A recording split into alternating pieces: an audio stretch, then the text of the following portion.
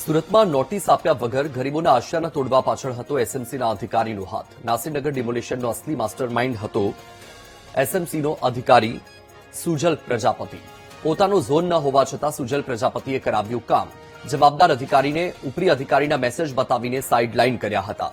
પોલીસની હાજરીમાં ગરીબોના ઘર તોડવાના આદેશ સુજલ પ્રજાપતિએ આપ્યા હતા. રોડ ડેવલપમેન્ટ ડિપાર્ટમેન્ટના સુજલ પ્રજાપતિની ડિમોલિશન મુદ્દે કોઈ જવાબદારી નથી.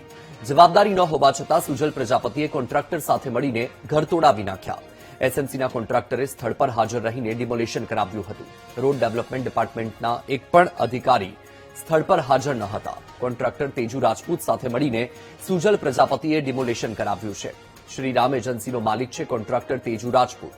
તેજુ રાજપૂતે મોહસીન ફ્રૂટવાળા પાસેથી જેસીબી મંગાવ્યું હતું. ઘટનાને 4 દિવસ વીત્યા પછી પણ નક્કર કાર્યવાહી ન થતા તપાસ કમિટી પર સવાલ ઉઠ્યા છે. ડિમોલિશન કર્યા પછી સુજલ પ્રજાપતિ ભૂગર્ભમાં ઉતરી ગયો છે. ઘટનાને 15 દિવસ વીત્યા પછી સુજલ પ્રજાપતિ સામે નથી આવ્યો.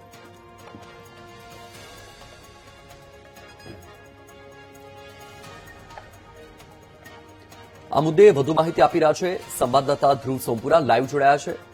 ધ્રુવ, જે ભૂતિયા ડિમોલિશન અને ડિમોલિશનને લઈને હવે એ ખુલાસો થયો કે એસએમસીના અધિકારીનો જ હાથ હતો અને જે અધિકારીની જવાબદારી નથી એ અધિકારીએ ડિમોલિશન કરાવી દીધું અને હવે એ જે અધિકારી છે એ ભૂગર્ભમાં ઉતરી ગયો છે. શું માહિતી નવી?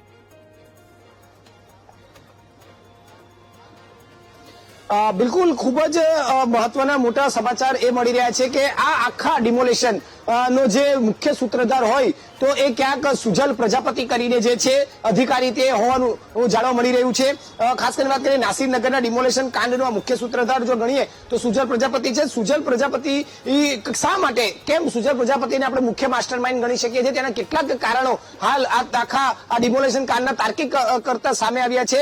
જેમાં આ સુજલ પ્રજાપતિએ શ્રીરામ એજન્સી જે તેજુ રાજપૂત કરીને જે છે કોન્ટ્રાક્ટર એસએમસી નો, આ શ્રીરામ એજન્સીને જ તેણે Poclain machine, 3 Poclain machine, 2 JCB અને 60 માણસો સાથે આવવા સૂચના આપી હતી. એટલું જ નહીં, સુજલનો આ ઝોન નથી અને તેનું કામ છે રોડ ડેવલપમેન્ટ ઓફિસર તરીકે તેની જવાબદારી છે. છતાં સુજલનો ઝોન ન હોવા છતાં તે સ્થળ ઉપર હાજર હતો. એટલું જ નહીં, પરંતુ જેમનો ઝોન હતો તેવા જવાબદાર અધિકારીને ઉપરીનો મેસેજ બતાવીને સાઇડલાઇન કરી દીધા હોવાનું પણ માહિતી જાણવા મળી છે. એટલે સૌથી મહત્વની ભૂમિકા આ સુજલ પ્રજાપતિએ અહીં ભોગવી છે. એટલું જ નહીં, પોલીસની હાજરીમાં તોડવાની સૂચના પણ સુજલ પ્રજાપતિએ જ આપી હતી. એટલે કે પોલીસનો પણ દુરુપયોગ જે છે તે આ સુજલ પ્રજાપતિ કરી ગયો હતો. પોલીસને માત્ર ડિમાર્કેશનના આધારે બંદોબસ્ત માટે લાવવામાં આવી હતી અને ત્યાં જે શાંતિ અને સુલેહ જળવાઈ રહે તે માટે પોલીસની ઉચ્ચ અધિકારી સહિતની ટીમ અહીં બોલાવવામાં આવી હતી. એસઓજીની ટીમને પણ ત્યાં એસએમસીએ બોલાવી હતી. પરંતુ આ જ પોલીસનો તેમણે દુરુપયોગ કરી, આ જ સુજલ પ્રજાપતિએ દુરુપયોગ કર્યો હોવાનું જાણવા મળ્યું છે. અને પાલિકા ડિમાર્કેશન કરવા ગઈ હોય તો તેમની કોઈ જવાબદારી બનતી નથી. મહત્વની વાત એ છે કે પાલિકા જ્યારે ડિમાર્કેશનની કામગીરી કરતી હોય છે ત્યારે આ સુજલ પ્રજાપતિની કોઈ જ જવાબદારી બનતી નથી, કારણ કે તે રોડ ડેવલપમેન્ટ અધિકારી છે. એટલે આવી જગ્યાએ તેઓએ જવાની કોઈ જરૂરિયાત ઉભી નથી થતી. છતાં તે આ જગ્યાએ ઉભો રહ્યો હતો અને માત્ર ઉભા જ નહોતા રહ્યા, પરંતુ ત્યાં ઉભા રહીને ડિમોલેશન પણ કરાવ્યું હતું અને મકાનો પણ ખાલી કરાવ્યા હતા. અને આ પ્રકારના વિડીયો પણ અને તેમના ફોટા પણ સામે આવ્યા છે. હવે વાત એ છે કે જ્યારથી આ મુદ્દો ચર્ચાને ચકડોળે ચડ્યો છે, સામે આવ્યો છે, ત્યારથી જ આ સુજલ પ્રજાપતિ. જી ધ્રુવ, સુરતના નાસિરનગરમાં ભૂતિયા ડિમોલિશનની તપાસ કરવા હવે કોર્પોરેશન જાગ્યું. કોર્પોરેશનના અધિકારીઓ હવે રસ્તાના રેકોર્ડ જોવા માટે સિટી સર્વેના વિભાગ પર પહોંચ્યા. ડિમોલિશન કર્યા પછી હવે મનપાના અધિકારીઓ રસ્તાઓ શોધવા નીકળ્યા. શુક્રવારે ટીપીના ટાઉન પ્લાનરો ગુપ્ત રીતે નકશો જોવા માટે નીકળ્યા હતા. સિટી સર્વેમાં નોંધ નંબર 1267-3ની જમીનના નકશા તપાસ્યા.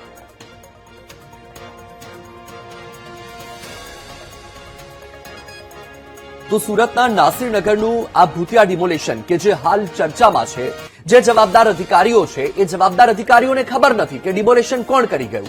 અને ત્યારબાદ એ ખુલાસો થાય છે કે એસએમસીના જ અધિકારી કે જે આ ડિમોલિશન કરી ગયા અને જેની જવાબદારી પણ નથી બનતી, એ જેની જવાબદારી નથી અધિકારી ડિમોલિશન કર્યું અને હવે કોર્પોરેશન જાગ્યું છે તપાસ કરવા માટે. જી હા,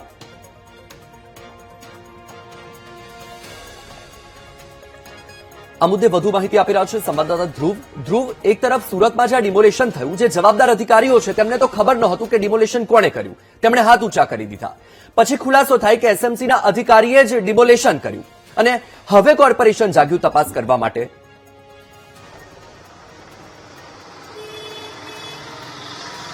બિલકુલ નાસીનગરના ભૂતિયા ડિમોલેશન બાબતે હવે જે તંત્ર જે છે તે દોડતું થઈ ગયું છે અને મ્યુનિસિપલની ટીમ જે છે તે હવે રસ્તાનો રેકોર્ડ શોધવા માટે નીકળી રહી છે અને મ્યુનિસિપલની ટીમ રસ્તાના રેકોર્ડ માટે સિટી સર્વેના વિભાગો પર પહોંચી રહી છે.